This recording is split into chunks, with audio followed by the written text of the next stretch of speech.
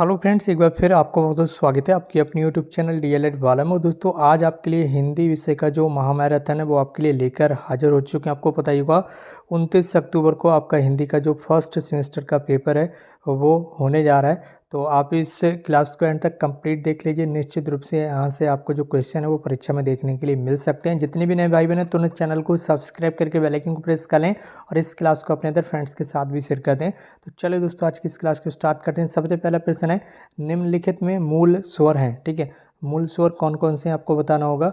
ठीक है, तो मूल स्वर हैं आपके आ ई उ रे। ठीक है, ऑप्शन ए जो है वो आपका राइट आंसर हो जाएगा। इसी के साथ प्रश्न संख्या 2 आपके सामने स्क्रीन पर है, आनंद का विलोम शब्द कौन सा। ठीक है, आपको बताना है आनंद का विलोम शब्द। तो आनंद का विलोम शब्द कौन सा हो जाएगा, विषाद। ठीक है, ये आपका आनंद का विलोम शब्द है। प्रश्न संख्या 3 आपका सा सा सा हा। ठीक है, ये व्यंजन कहलाते हैं। कौन से व्यंजन कहलाते हैं ये यहाँ पर आपको बताना है। तो सा हा, ये जो है ये आपके ऊष्म व्यंजन कहलाते हैं। कौन से व्यंजन कहलाते हैं, ऊष्म व्यंजन कहलाते हैं। इसके बाद है आपका प्रश्न संख्या 4 है, भाषा संसार का नादमय चित्र। ठीक है, भाषा संसार का नादमय चित्र, ये जो कथन है ये किसका है, तो आप बताएंगे। ये जो कथन है ये सुमित्रा नंदन पंत जी का। ठीक है, इसी के साथ अगला प्रश्न आपके सामने स्क्रीन पर आ चुका है और प्रश्न संख्या आपका 5 जिसमें आपसे पूछा जा रहा है, इनमें से भाषाई कौशल नहीं है। तो कौन सा नहीं है भाषाई कौशल, गद्य। ठीक है, गद्य या पद्य ये जो है ये भाषाई कौशल नहीं होते हैं, बल्कि भाषाई कौशल कौन कौन से होते हैं, वाचन हो गया, लेखन हो गया, पठन हो गया, ये आपके भाषाई कौशल हैं। गद्य ये भाषाई कौशल नहीं है, तो यही ऑप्शन डी आपका राइट आंसर हो जाएगा।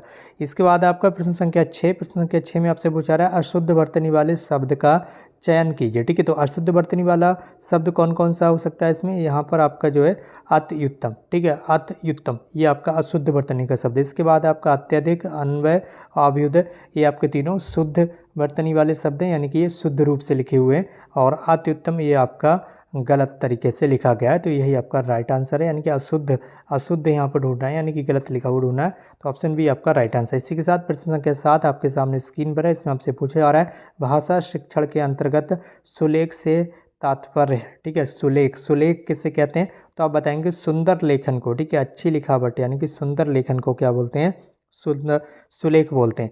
अगला प्रश्न आपका प्रश्न संख्या 8, ज्ञा शब्द को वर्णमाला में माना जाता है। ठीक है, क्या माना जाता है, संयुक्त व्यंजन। ज्ञा किस तरह का व्यंजन है, ये आपका संयुक्त व्यंजन है। इसके अलावा छा, ठीक है, त्रा, ये भी आपके संयुक्त व्यंजन माने जाते हैं, जो कि दो वर्णों के मिलने से बनते हैं। अगला प्रश्न आपका प्रश्न संख्या 9 है। इसमें पूछा जा रहा है आपसे, वर्णमाला का आशय है। वर्णमाला का क्या आशय है, वर्णों के व्यवस्थित समूह से। वर्णों का जो व्यवस्थित समूह है इसी को आप क्या बोलते हैं, वर्णमाला बोल देते हैं। आपका अगला प्रश्न आपके सामने स्क्रीन पर है। प्रश्न संख्या आपका 10, निम्नलिखित में से कौन सी ध्वनि अंतस्थ नहीं है। ठीक है, अंतस्थ ध्वनि के बारे में यहाँ पर आपसे पूछा गया कि कौन सी ध्वनि जो है वो अंतस्थ नहीं है। तो वा जो है ये आपकी अंतस्थ ध्वनि नहीं है। इसके अलावा रा हो गया, ला हो गया, बा हो गया, ये तीनों ध्वनि आपकी यहाँ पर अंतस्थ हैं। जबकि ध्वनि अंतस्थ कौन सी नहीं है, ये वाला जो वा है ये आपका अंतस्थ ध्वनि के अंतर्गत नहीं आता। अगला प्रश्न आपका प्रश्न संख्या आपका 11, इसमें आपसे पूछा रहा है, विरोध का विलोम शब्द क्या होगा। विरोध शब्द का विलोम शब्द होगा समर्थन। ठीक है, कोई किसी का समर्थन करता है, कोई किसी का विरोध करता है, तो ये दोनों शब्द एक दूसरे के अपोजिट हैं। ठीक है, अगले प्रश्न को हम यहाँ पर पढ़ रहे हैं। प्रश्न संख्या आपका 12, आपको बताना है, मौन वाचन शिक्षण का उद्देश्य क्या है। ठीक है, मौन वाचन जो शिक्षण है, ठीक है, यहाँ पर क्या आपका जो शिक्षण है इसका उद्देश्य यहाँ पर आपको बताना है। तो मन शक्ति का विकास और तार्किक योग्यता का विकास दोनों ही जो हैं ये आपके मौन वाचन के शिक्षण के उद्देश्य हैं। ठीक है, तो ए और बी दोनों आंसर हो जाएगा। ऑप्शन सी जो है वो आपका राइट आंसर होगा। ठीक है, प्रश्न संख्या 12 का राइट आंसर आप लगाइए ऑप्शन सी। इसके बाद आपका प्रश्न संख्या 13, भाषा की सबसे छोटी और महत्वपूर्ण इकाई कौन सी है, तो आप बताएंगे ध्वनि भाषा की सबसे छोटी और महत्वपूर्ण इकाई मानी जाती है। इसके बाद आपका प्रश्न संख्या 14, इसमें आपसे पूछा रहा है, निम्नलिखित में से अविकारी शब्द कौन से कहलाते हैं। ठीक है, अविकारी शब्द। ठीक है, तो अविकारी शब्द कौन से कहलाते हैं, जो क्रिया विशेषण शब्द होते हैं ये आपके अविकारी शब्द कहलाते हैं। इसके अलावा संज्ञा, सर्वनाम, विशेषण ये सारे के सारे विकारी शब्द के अंतर्गत आते हैं। इसके बाद आपका प्रश्न संख्या 15, यहाँ पर आपसे पूछा रहा है, निम्नलिखित में से महाप्राण वर्ण कौन सा है। ठीक है, महाप्राण, तो महाप्राण वर्ण कौन सा आप बताएंगे, जो हा होता है ये आपका महाप्राण वर्ण के अंतर्गत आता है। अब इसके बाद आपके अतिलोक उत्तरीय प्रश्न है, तो देख कर जाइए, आपको जाना नहीं है कहीं पर भी, पूरी क्लास एंड तक कंप्लीट देख लीजिए।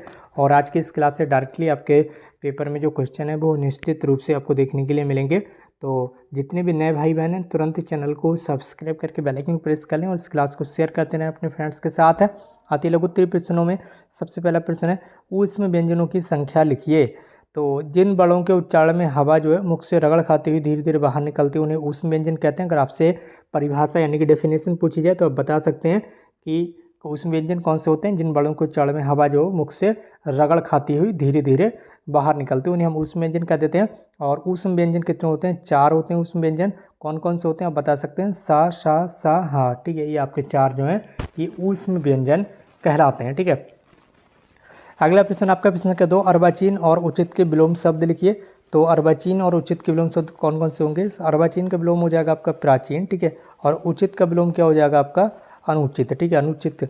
उचित का विलोम क्या होगा? अनुचित। अगला प्रश्न आपका, वाक्य किसे कहते हैं? तो मनुष्य के विचारों की पूर्णतः लिखित अथवा मौखिक रूप में व्यक्त करने वाले समूह को वाक्य कहते हैं। ठीक है, मनुष्य के विचारों को पूर्णतः लिखित अथवा मौखिक रूप में व्यक्त करने वाले जो समूह होता है उसको हम वाक्य कह देते हैं। प्रश्न संख्या आपका 4, इसमें पूछा जा रहा है कि छात्राज्ञा। ठीक है, इस किस प्रकार के व्यंजन है? अभी ऊपर आपको बताया गया था ये किस प्रकार के व्यंजन होते हैं। ये संयुक्त व्यंजन होते हैं जो कि 2 वर्णों के मेल से मिलते हैं। ठीक है, जब 2 वर्ण आपस में मिलते हैं तब इनका यहाँ पर बनते हैं। ठीक है, तब इनका क्या होता है? फॉर्मेशन होता है। उसके बाद प्रश्न संख्या 5, ह्रस्व स्वर किसे कहते हैं? तो ह्रस्व स्वर वह होते हैं जिन्हें बोलने में एक मात्रा का समय लगता है, जैसे आ, ई, उ, ऋ। ठीक है, ये आपके क्या है? ये ह्रस्व स्वर है। ठीक है, इसके बाद है प्रश्न संख्या 6, श्रुत लेख का अर्थ और महत्व बताइए। तो श्रुत लेख को अंग्रेजी भाषा में डिक्टेशन कहते हैं। अध्यापक बच्चों को कक्षा 5 में ही सुलेख या श्रुत लेख की शिक्षा देना शुरू कर दें तो अच्छा होगा। श्रुत लेख सुनकर लिखा जाता है और शिक्षक बोलता जाता है इसमें और छात्र उसे लिखते जाते हैं। ठीक है, श्रुत लेख का उद्देश्य शब्द तथा वाक्यों को दुरुस्त करना और लिखने में तीव्रता का विकास करना होता है।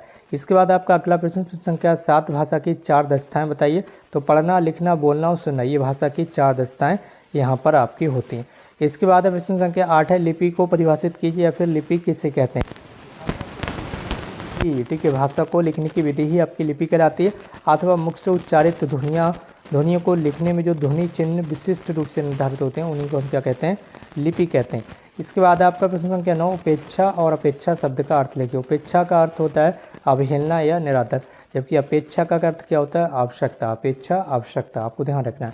प्रश्न संख्या 10, आकाश शब्द के 4 पर्यायवाची शब्द लिखिए। तो बता सकते हैं नभ, अंबर, व्योम, गगन। ठीक है, ये सारे के सारे आकाश के ही पर्यायवाची शब्द होते हैं। ठीक है, इसके बाद प्रश्न संख्या 11, लेखन शिक्षण की कोई 2 विशेषता बताइए। तो अक्षर, शब्द, वाक्यों को स्पष्ट रूप प्रदान करना, इसके अलावा व्याकरण और वर्तनी की दृष्टि से शुद्धता होनी चाहिए। इसके बाद प्रश्न संख्या 12, वाक्य के प्रकार लिखिए। तो वाक्य कितने प्रकार के होते हैं? कौन कौन से प्रकार के होते हैं? वाक्य आप बता सकते हैं 3 प्रकार के होते हैं, सरल वाक्य, मिश्रित वाक्य और संयुक्त वाक्य। ठीक है, इसके बाद आपका प्रश्न संख्या 13, इसमें आपसे पूछा जा रहा है कि भाषा शिक्षण के 4 प्रमुख कौशल कौन कौन से हैं। तो आप बता सकते हैं भाषा शिक्षण के 4 प्रमुख कौशल, सिरवर्ण, उच्चारण, वाचन और अभिव्यक्ति। ठीक है, इसके बाद कौन सा आपका प्रश्न संख्या आपका 14, अनभिज्ञ और मुक्त का क्रमशः विलोम शब्द लिखिए। तो अनभिज्ञ का तो विलोम शब्द हो जाएगा सुविज्ञ और मुक्त का विलोम शब्द क्या हो जाएगा? बंधन। इसके बाद आपका प्रश्न संख्या 15, इसमें आपसे पूछा जा रहा है कि लेखन के प्रकार बताइए। लेखन के 3 प्रकार हैं, पहला होता है आपका सुलेखन, दूसरा होता है अनुलेखन, तीसरा आपका श्रुति लेखन। ठीक है, प्रश्न संख्या 16, छा वर्ण किसके योग से बना है? आपको बताइए होगा, ये एक तरह का संयुक्त व्यंजन है और संयुक्त व्यंजन 2 वर्णों के मेल से बनते हैं। ठीक है, 2 वर्ण जब आपस में मेल करते हैं तब इनका निर्माण होता है। तो छा वर्ण जो है वो का, ठीक है, आधा का प्लस सा के मेल से बना है। ठीक है, ये दोनों वर्ण जब आपस में मिलते हैं तब छा वर्ण का निर्माण हो जाता है। अगला प्रश्न आपके सामने स्क्रीन पर ध्यान दीजिएगा, ऊष्म व्यंजनों की संख्या लिखिए। तो जिन वर्णों के उच्चारण में हवा मुख से रगड़ खाते हुए धीरे धीरे बाहर निकलते उन्हें ऊष्म संघर्षी व्यंजन कहते हैं, जैसे सा, सा, सा, हा। ठीक है, ये क्वेश्चन रिपीट हुआ बट कोई बात नहीं, जो क्वेश्चन रिपीट होते हैं उस समझ जाइए, उतने ही ज़्यादा इंपॉर्टेंट होते हैं। अगला प्रश्न आपका, पार्श्विक वर्ण का उदाहरण लिखिए। ठीक है, तो इसमें मुख द्वार मध्य में बंद हो जाता है, हवा दोनों ओर से निकल जाती है, जैसे कि ला। ठीक है, ये आपका पार्श्विक वर्ण का उदाहरण हो गया। अगला प्रश्न आपका प्रश्न संख्या 19, अक्षर समूह का दूसरा नाम क्या होता है? तो अक्षर समूह का दूसरा नाम है आपका वर्णमाला। वर्णमाला, अक्षरों का जो समूह, व्यवस्थित समूह होता है अक्षरों का, वर्णों का जो व्यवस्थित समूह होता है उसी को हम क्या कह देते हैं? वर्णमाला। प्रश्न संख्या 20, हिंदी भाषा में कारकों की संख्या कितनी होती है? उनके नाम लिख भी दीजिए। ठीक है। तो हिंदी भाषा में निम्नलिखित 8 कारक होते हैं, उनके विभक्ति चिन्ह जो है वो निम्न प्रकार से होते हैं। ठीक है, कौन कौन से 8 कारक हैं, कारकों की यहाँ बताए गए और इधर इनके ये विभक्ति चिन्ह भी लिखकर आपको दिखाए गए। कर्ता ये कारक होता है, इसका विभक्ति चिन्ह क्या होता है, ने। ठीक है, दूसरा आपका कारक होता है कर्म, इसका विभक्ति चिन्ह क्या होता है, को। ठीक है, तीसरा आपका कारक होता है करण, इसका विभक्ति चिन्ह होता है से या के द्वारा। ठीक है, चौथा आपका कारक है संप्रदान, इसका विभक्ति चिन्ह होता है को या के लिए। पांचवा आपका कारक है अपादान, इसका विभक्ति चिन्ह होता है से, अलगाव के अर्थ में होता है। ठीक है, जैसे कि पेड़ से पत्ते गिरते हैं, कोई चीज़ कहीं से अलग हो रही। ठीक है, अगला भी आपका कारक है संबंध, इसका विभक्ति चिन्ह होता है का, के, की, रा, रे, री। ठीक है, ये सारे के सारे इसके ये विभक्ति चिन्ह होते हैं। अगला आपका जो कारक है अधिकरण, इसका विभक्ति चिन्ह होता है में या पर, में या पर। ठीक है, और ये आपका अगला जो कारक है वो है अधिकरण, जो कि में पर इसका विभक्ति चिन्ह होता है। और ये अंतिम आपका जो कारक होता है संबोधन, इसका विभक्ति चिन्ह होता है हे, अरे, भो। ठीक है, ठीक है, ये सारे के सारे आपके कारक हो गए, उनके ये विभक्ति चिन्ह हो गए। ठीक है, तो यहाँ तक दोस्तों आज की ये क्लास थी। इस क्लास को शेयर करते रहिएगा अपने फ्रेंड्स के साथ, और अगर आप चैनल पर नए हैं तो चैनल को सब्सक्राइब कर लीजिएगा। और दोस्तों आज की इस क्लास को यहीं पर समाप्त कर देते हैं, और निश्चित रूप से यहाँ से आपको जो क्वेश्चन है वो परीक्षा में देखने के लिए मिल सकती हैं। सारे के सारे इंपॉर्टेंट क्वेश्चन है जो यहाँ पर आज के इस महामैराथन की क्लास में आपको दिए गए। दोस्तों आज की इस क्लास को यहीं पर समाप्त कर देते हैं। हमसे जुड़ने के लिए आपका बहुत बहुत धन्यवाद। Thank you so much for connect.